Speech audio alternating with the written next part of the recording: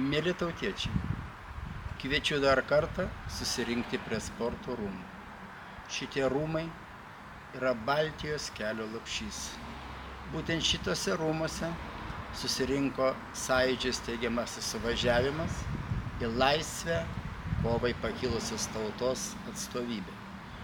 Baltijos kelias įvyko, kai krašte stovėjo iki dantų ginkluota okupanto kariuomenė. Bet mes neišsigandome. Šiandien tuos rūmus norima iš mūsų atimti.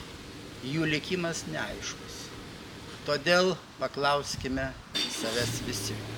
Jeigu mes išdrįsome išeiti į Baltijos kelią, nejaugi nesugebėsime padaryti net tiek, kad apgintume savo rūmus.